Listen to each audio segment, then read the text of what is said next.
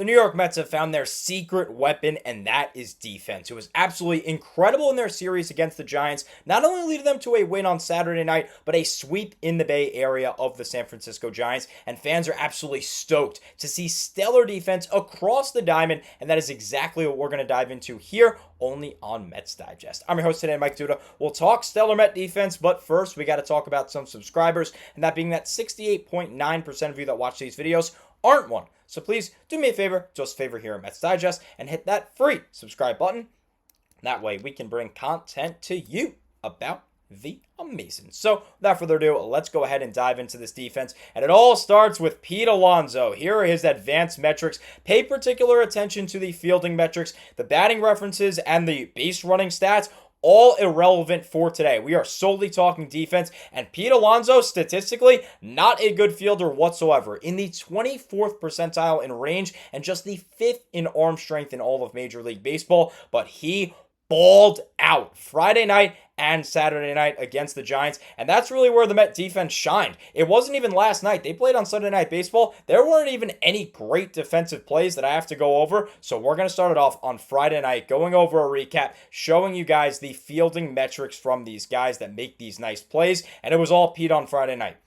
We're in game one of the series. Mets are up 2-1 in the bottom of the first, but Clay Holmes is being hit hard. He's in danger of the Giants tying the game or possibly even taking the lead, and Wilmer Flores has a check swing bunt. Holmes fields it cleanly, but he spikes the throw. Who's there? The Pete Alonso cleanup services, and that was just the beginning of a great series defensively for Pete. Bottom of the second, he saved a double as it was a down-the-line shot from Jung-Ho Lee, but Alonso fielded it on a nice one-hopper on the forehand and was able to get the out. Bottom of the third, Matt Chapman hit one to Ronnie Mauricio. The throw was wide, but Pete came off the bag and slightly moved his glove. He caught it like this. Let's say this was the helmet. He caught it like this and barely, and I mean barely, skimmed the helmet of Chapman. Originally, Chapman was called safe because Alonso was off the bag and did not make a tag. But after further review, it was ruled that Pete did in fact tag Chapman's helmet. It was a beautiful play in the bottom of the third, and the Mets ended up pulling away with an 8-1 victory. So with that, let's head over to game two. Because it wasn't just only Alonso, it was the entire New York Mets team that was great defensively this entire series. Again, especially Friday and Saturday night.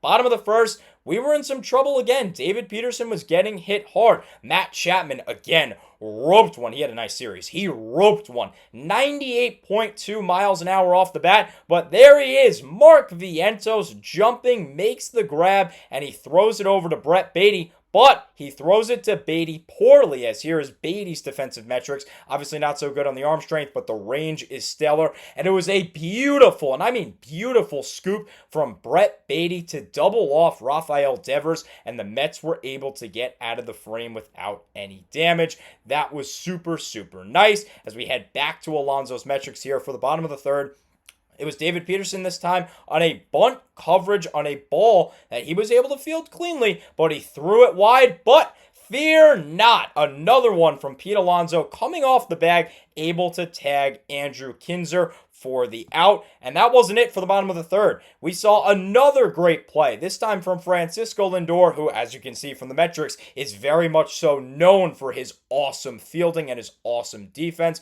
Rafael Devers hit one up the middle, but it was on the second base side of things. And you guys know, Francisco Lindor plays short, so why is he fielding that ball? Because Brett Baty wasn't able to get to it. It was directly up the middle, just slightly on that second base side, and Lindor did a beautiful job running to it, getting it on the forehand and fired. But another inaccurate throw. Once again, Pete Alonso with a backhanded scoop. It was beautiful. Even got a wow up in the booth from Gary Cohen. And he doesn't do that super, super often. So it's nice to see that. Clearly was a really, really nice play. Let's turn it over now to the bottom of the sixth. These are Brandon Nimmo's stats, as Nimmo had a really nice play. It was a base hit from Wilmer Flores down the third base line. Again, Flores, former Met, and it hit off something that was on the wall down that left field line. It was closer to the field of play. It was closer to third base. Nimmo had to charge in on it, but it hit something and ricocheted off, and Nimmo did a beautiful job barehanding it, gunned it threw a perfect throw to Luis Angel Acuna to get Wilmer Flores. It was only a base hit, and then he was out trying to reach second base. So another super, super nice play. And with that, let's turn it to the bottom of the ninth. 2-1 game. It was super, super close. And the first play here, Casey Schmidt lined one hard, 96.6 miles an hour off the bat. But there he is. You see it's a line out to third. Brett Baty once again. I love him. I really like Baty. He's starting to turn around offensively, and he is clearly excellent on the defensive front. So good for Baty. 1 out. Next batter, Jung Ho Lee hits a ball down the right field, down the right center line, would be a home run in 29 out of 30 ballparks, but not at Oracle Park, and wherever the Mets playing, Oracle Park, as he only gets a double. Speaking of which, I don't even have Juan Soto's stuff here. Juan Soto played it perfectly off the wall. He played it so well, and it was only a double from a Speedy Lee who was running out of the box. He wasn't pimping the homer. It was just a simple, really nice play out in right field from Juan Soto, showing that he knows that ballpark well from his year and a half with the San Diego Padres. Next up, Yastrzemski, Mike Yastrzemski. Of course, the grandson of Carl Yastrzemski. He is pinch hitting, and Diaz does a great job, goes and gets the K. Last batter, runner on second, 2 out. Bailey's up. Patrick Bailey for the San Francisco Giants smokes it 105.9 miles an hour off the bat in what looks to be a game-tying double over the head of Pete Alonso. But there it is. Pete jumping high in the air. I tried to do the math, but the math just wasn't mathing. It was telling me that the ball was anywhere from 63 to 68 feet in the air. My assumption is that would be how high it goes based on the distance and the exit velocity and the launch angle. But my assumption, Pete went over 10 feet in the air to go get that. Pete is tall. He's over 6 feet. And there is clearly a good chunk under him of how high he sheerly jumped for that ball, able to make the play. Ends the game. Remind you of OBJ, anyone? Look at that grab. There's OBJ, and there's my man, Pete Alonso. Absolutely beautiful. Baseball metrics, Baseball Savant has something really cool called Savant Illustrator. You put in the exit velocity, it was 105.9, which is basically 106, with a launch angle of 9 degrees. And as you can see, the expected batting average, well north of 700. When it's put in play, nearly 800 batting average from guys that get these statistics. Meaning, if someone puts the ball in play at a 9-degree launch angle with 106 miles an hour off the bat, 8 out of 10 times that person is getting a base hit. I really like this. I think this is a really cool thing from Savant Illustrator. But don't take my word from how amazing this play is. Let's turn it to the guys. Starting off with Edwin Diaz, who says, quote, "That's amazing. That's a great play." Pete Alonso himself said, quote, "To be able to end the game right there is big time." The skip also had some praise for Alonso, saying, quote, "He doesn't get enough credit because of his defense, but he's elite, especially when we're talking about receiving throws, using the whole bag, the footwork, just to target and making plays that he can get to."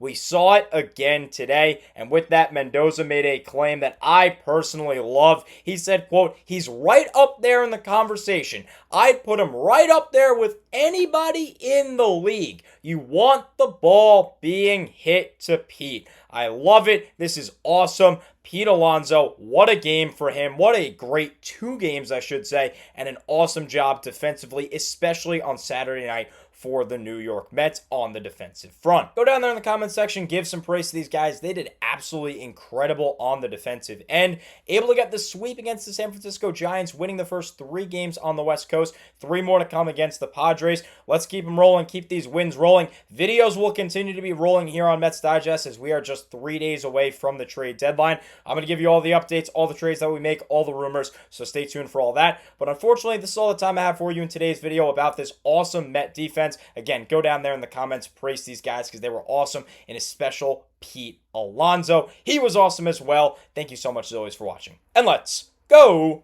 Mets.